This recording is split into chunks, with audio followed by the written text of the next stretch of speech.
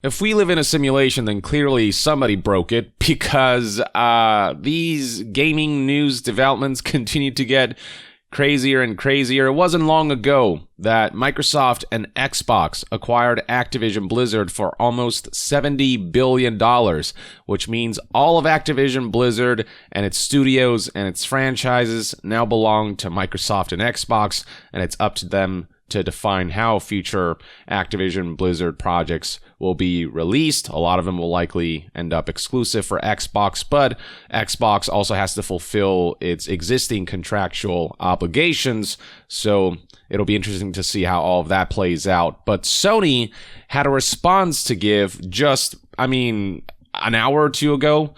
It was announced that Sony will be acquiring, and get this, none other than Bungie for $3.6 billion. Obviously, this acquisition isn't on the scale of frickin' almost $70 billion for Activision Blizzard, but this is still a very significant development, and the irony being that Bungie was once a Microsoft and Xbox studio, and it now belongs to Sony. And then you've got, on the other side of the fence, Crash Bandicoot, which initially belonged to Sony and PlayStation, then became an Activision property, and then Microsoft bought Activision Blizzard. So now Crash Bandicoot, once a Sony and PlayStation IP, belongs to Microsoft and Xbox. This frickin' timeline. Now, both of these acquisitions were a well-kept secret, with Bungie employees seemingly only learning about this morning. Several Bungie staff learned it from me this morning as I tried to break the news. Bungie held an all-hands meeting at 10 a.m. PT to tell everyone at the same time as it went public. Obviously, with a major shift like this, employees need to be kept in the loop about what this all ultimately means for their careers and their jobs. And it would seem as though not too much is going to change about how Bungie functions with Sony and PlayStation's acquisition. All of that is detailed in blog posts published by both PlayStation and Bungie. Here's PlayStation's blog post published earlier today, and here's how it starts.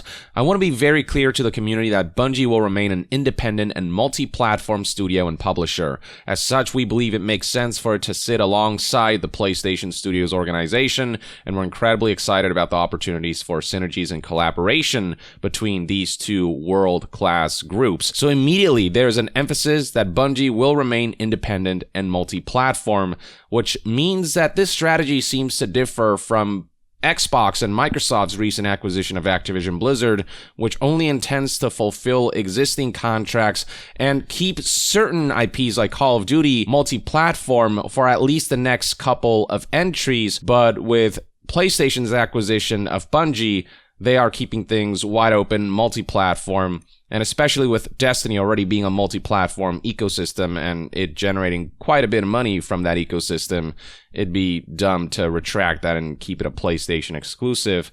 But there's implications that even Bungie's future titles will allow Bungie to make the decision on where they want to release those games, and those games will seemingly remain multi-platform as well. Now, in 2021, PlayStation did acquire a number of studios like Housemarque, the developer of Returnal, Bluepoint, which has made awesome remakes like the Demon's Souls remake and is working on a new IP, and rumored to be working on a Bloodborne remaster and a Bloodborne 2, Fire Sprite, Nixxes Software, Valkyrie Entertainment. So Sony certainly hasn't been sitting still, and with the 2021 acquisitions, those studios have partnered with PlayStation heavily in the past, and their future titles will likely remain PlayStation exclusives. But Bungie is a bit of an outlier on that front, where they're going to be a multi-platform acquisition, which is certainly very interesting. As for what Sony's end goal is with all of this, well, first of all, Bungie does generate a good amount of money from its live service endeavors like Destiny 2, and secondly, it would seem as though Sony does want to delve deeper into live services. Bungie's world-class expertise in multi-platform development and live game services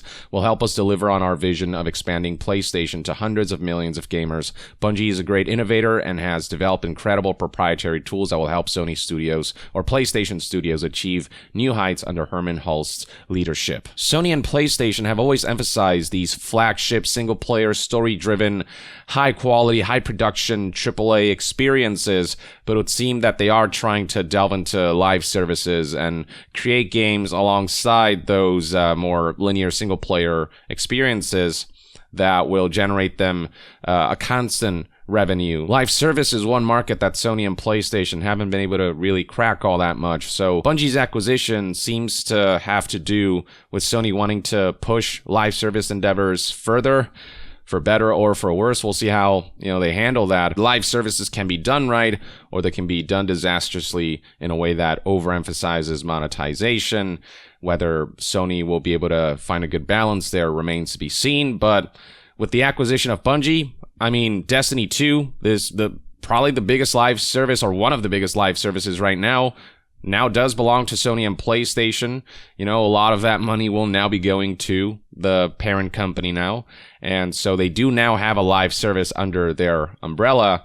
But it would seem as though they're also curious about pursuing more beyond just Destiny, and that's why they're acquiring Bungie to partner with them and collaborate with them so they can help Sony and PlayStation achieve good live services for potential future projects. That seems to be sort of the ballpark of the reasoning behind this acquisition, but this is just me speculating based on the words stated here, where live service games seems to be an emphasis, where they tout Bungie's expertise on multi-platform development and live game services, and how PlayStation has a vision to expand to hundreds of millions of players. So they're definitely thinking bigger than just the PlayStation platform with this particular acquisition. As for what Bungie had to say about all of this, here we have a blog post that reads, Bungie joins Sony Interactive Entertainment, and one of the first paragraphs states, in Sony Interactive Entertainment, we have found a partner who unconditionally supports us in all we are and who wants to accelerate our vision to create generation-spanning entertainment, all while preserving the creative independence that beats in Bungie's heart. Today, Bungie begins our journey to become a global multimedia entertainment company. So Bungie wants to expand their own endeavors and believe that by partnering with Sony, they'll be able to achieve that in this seemingly symbiotic relationship where Bungie maintains its independence and autonomy, but Sony gets to leverage Bungie's knowledge and resources, and they get to work off of each other for future pursuits. Keep in mind that after Bungie was acquired by Activision Blizzard and then separated from Activision Blizzard, it became an independent studio with no parent company, which, can be somewhat of a risky proposition, but I think Bungie was doing fairly well for itself, but they decided that being acquired by Sony would just bolster their capabilities.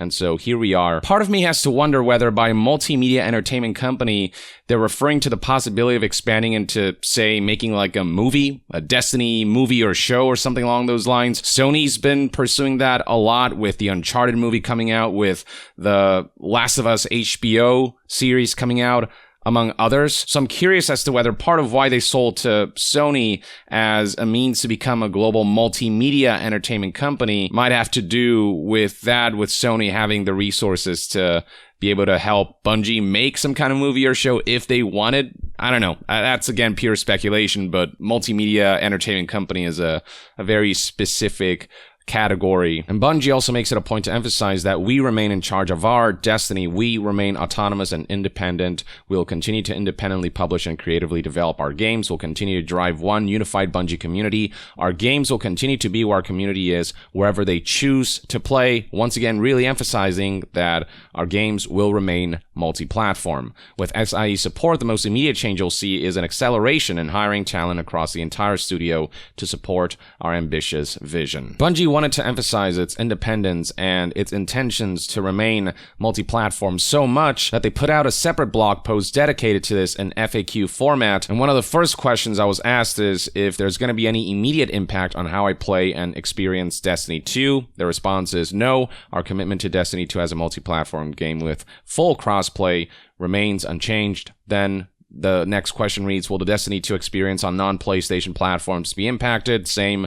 No, we want to maintain a great experience, the same great experience you already have on your platform of choice. Then there are questions about whether there's going to be exclusive content for the PlayStation version of Destiny or Bungie games. Any announced seasons, events, packs, or expansions that will be changed or impacted by this? No, Bungie retains full creative independence for our games and our community. Similar question for Destiny 2, The Witch Queen, whether it'll include any platform exclusive content content? No, the Witch Queen will not contain any platform exclusives. Will features like cross-save, cross-play, Destiny 2 companion app or third-party apps like Destiny Item Manager be affected by this? Nope. And then here we have the big question that everyone's bound to ask, which is, we know that with these acquisitions, companies do have to fulfill their current ongoing contractual obligations and agreements, but what about after that? Future games, will those remain exclusive following this acquisition from a major platform holder, or will that stuff remain multi-platform? So the question here reads, Bungie has future games in development. Will they now become PlayStation exclusives? And they definitively said, no, we want the worlds we are creating to extend to anywhere people play games. Will continue to be self-published, creatively independent, and will continue to drive one unified Bungie community. So again, specifically with Bungie's acquisition, it's a different strategy from how Microsoft and Xbox have been handling their acquisitions of, ZeniMax and Bethesda, and now Activision Blizzard, whose current agreements will be fulfilled, but future games, future projects that don't fall under existing agreements won't likely be multi-platform, will likely be, Xbox, PC, and Game Pass exclusive. With this Bungie deal, though, PlayStation is giving them a lot more freedom to be a publisher, sort of a subsidiary of PlayStation that also publishes games and does so on a multi-platform capacity. Sony and PlayStation isn't going to interfere with that aspect. Honestly, I'm not against this strategy. In an ideal world, exclusivity wouldn't exist at all,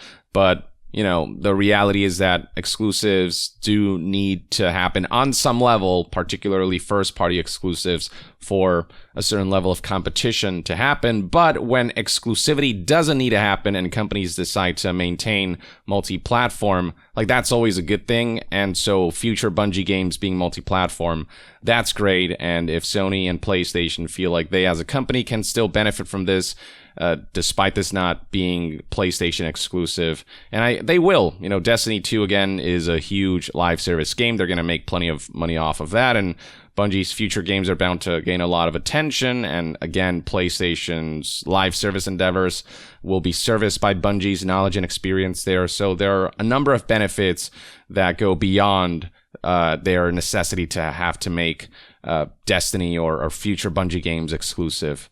And that means more people can enjoy these games. But yeah, these are wild times, ladies and gentlemen. Acquisitions left and right. Ones that really, turn the tables around in terms of which studios belong to who, that once belonged to which company, and IP shifting ownership here and there, all over the place. I don't even know anymore. I don't know what will happen next, frankly. Hell, if KFC announced that they've acquired Nintendo, I wouldn't be surprised at this point. But yeah, it's official. PlayStation has acquired Bungie, and it'll be interesting to see how this partnership will affect both future PlayStation projects and future Bungie projects. No doubt we'll hear more about this, more details about, what went behind this acquisition and how this is going to impact future plans through insider sources who will relay what they've heard.